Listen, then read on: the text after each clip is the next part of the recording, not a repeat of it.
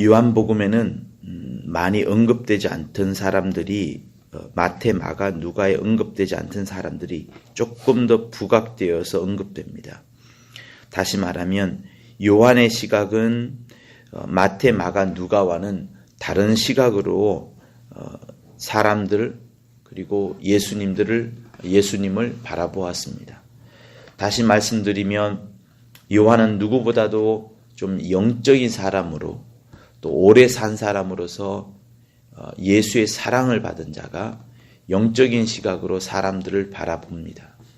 그래서 세 사람의 성경 기록자가 보지 못한 부분들을 잘 기록해 놓은 부분들이 있습니다. 그 중에 한 부분이 오늘 읽었던 이 부분인데, 니고데모의 이야기가 사실 요한복음 3장에 나옵니다. 그가 간밤에 예수를 찾아가서 이런저런 질문을 하게 되죠. 니고데모의 그 신분은 꽤 높습니다. 공회원이라고 나오고 또 바리새인이라고도 나오고 유대인의 관원이라고도 나옵니다. 보통 일반 사람들이 아니고 예수의 제자들을 어부인 그들보다 아니면 일반 사람들보다 훨씬 직분이 높은 관원 혹은 바리새인으로 나오는 꽤 신앙생활이나 삶에 있어서 형편들이 좋았던 사람이죠. 근데 그 예수와 니고데모의 대화가 3장 전체에 걸쳐서 나오는 것을 보면 이 니고데모라는 인물이 어떤 신앙을 가졌던가를 우리는 알 수가 있습니다.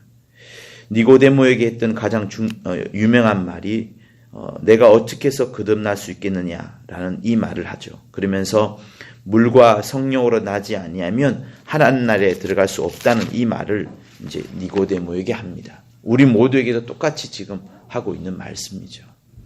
그런데 이 니고데모의 친구가 누구냐면 아리마대 사람 요셉입니다.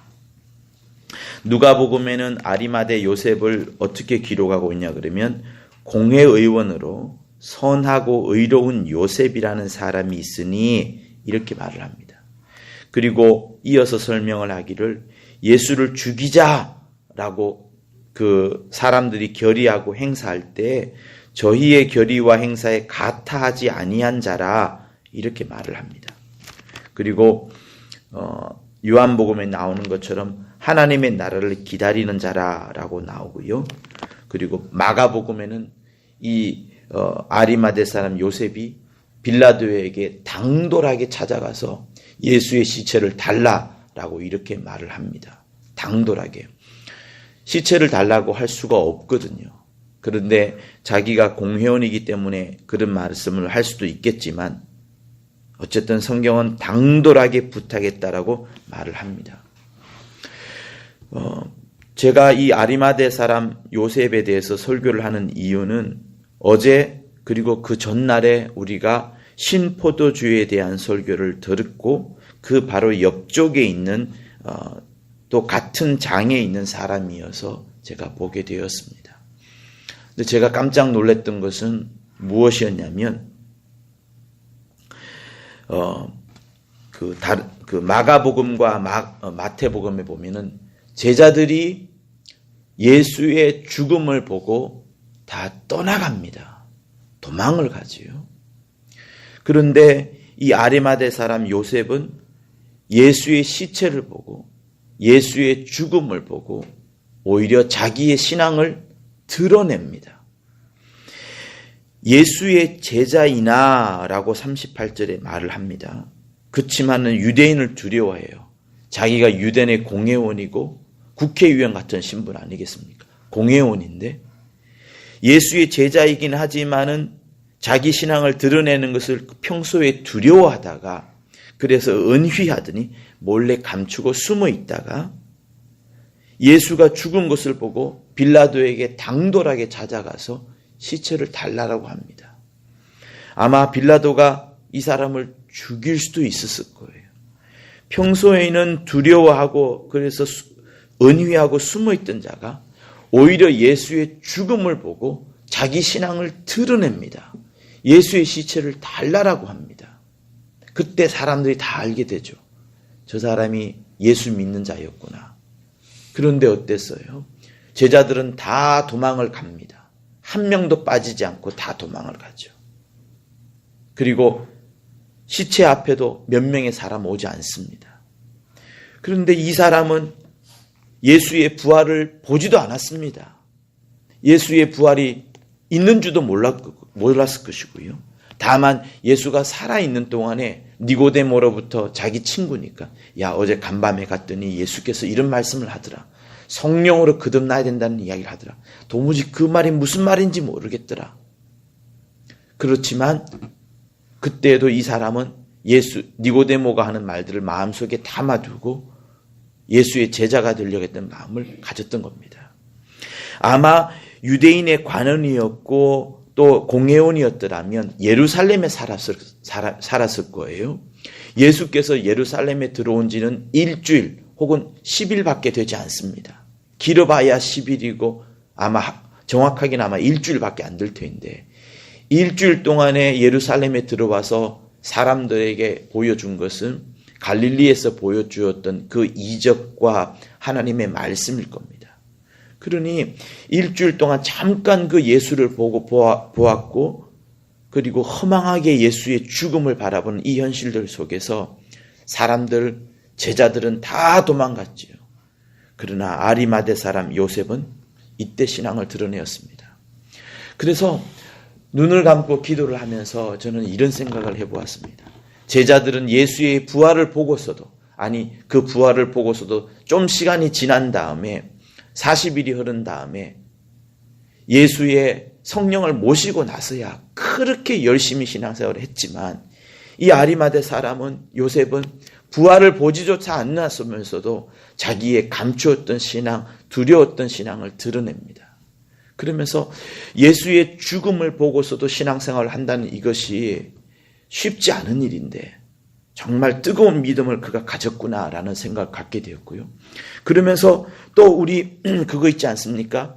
예수의 십자가에서 죽음에 있는 그 목장에서 그 현장에서 백부장이라는 사람이 그 로마의 백부장이라는 사람도 부활을 아마 봤다는 증거는 없지만 그의 죽음을 보고 정말 그가 그리스도였다. 그가 정말 하나님의 사람이었다라는 고백을 또한 이 이방인인 백부장이 하고 있는 것을 보게 됩니다. 사랑하는 여러분, 우리 눈앞에 예수의 했던 행실들이 저는 눈앞에 보여졌어요. 하나님의 말씀을 깊이 기억하고 생각하고 신본주의다 무엇이다 아니라 예수가 평소에 해줬던 그 모습만 보고서도 우리는 충분히 하나님을 믿을 수 있는데 우린 또다시 그 이후에 부활하신 모습, 하늘로 승천하는 모습, 심지어 성령이 와야 되고 하는 이런 모습들까지 하고 나서도 믿지 않는 우리의 이 최근에 이 21세기의 우리의 악한 모습들을 바라볼 때 정말 당시의 신앙을 가졌던 이 아리마대 요셉과 백부장, 죽음만을 보고 예수의 죽음을 보고서도 신앙생활을 드러내었던 그들의 모습들이 참 부럽게 여겨졌습니다. 사랑하는 여러분, 자만한 우리의 마음을 낮추고 많이 들어야만 된다는 마음을 또한 낮추고 성경에 어떤 더 큰 진리가 있는 줄 알고 또 캐내는 이런 것들이 아니라 단 한 줄의 말씀이라도 짧은 말씀이라도 죽음만을 바라보고서 신앙생활을 열심히 하고자 했던 이 아리마대 사람 요셉의 모습을 보면서 우리는 정말 교만해지지 말고 자만에 빠지지 말고 내게 주신 그 은혜를 또 한 번 곱씹고 생각하면서 기도하면서 다시금 우리의 신앙을 불태워야 되겠다는 생각을 해보게 되었습니다. 여러분, 우리 모두가 다 정말 이 아리마대 요셉처럼 겸손한 신앙, 단 한 가지의 모습을 예수의 시체의 모습을 보고서도 당돌하게 찾아가 자기의 신앙을 드러내었던 것처럼 죽음이 자기 앞에 있을지라도 자기의 무덤을 내어주고 세마포를 예수를 감쌌던 그런 모습들처럼 정말 우리 있을 때에 내가 살아있을 때에 내 온전한 신앙을 다 할 수 있는 그런 여러분이 되기를 예수 이름으로 축원합니다. 한편 조금 더 설명을 드리고자 하면 세마포로 샀다는 이 부분, 외국에서 그 이탈리아에서 그러잖아요. 예수의 시체를 세마포로 샀고 그 세마포가 막 이렇게 전시되어 예수의 얼굴이 드러나 있고 전시되어 있지 않습니까? 그만큼 중요하게 여겼는데 아리마대 사람 요셉이 예수를 쌀 때 주변에 아무도 없어요. 니고데모만 있습니다. 니고데모만 있고 예수의 시체를 자기 그 귀한 세마포로 감쌀 때에 그 아리마대 요셉의 마음이 드러나는 것 같아요. 여러분 어떻게 했습니까?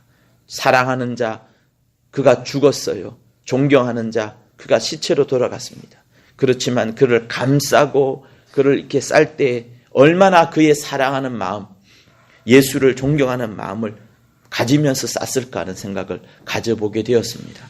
여러분 우리가 늘 내 신앙을 헌신도 하고 예배도 열심으로 드리는 우리의 모습들이 결코 식지 않을 것이고 결국에는 우리가 하나님 앞에 날아갔을 때 이 세마포가 잘 보여지는 것처럼 우리의 신앙, 예수를 감싸고 주의 말씀을 감싸고 주의 사랑을 감싸는 이런 신앙들이 계속되어지기를 예수 이름으로 축원합니다.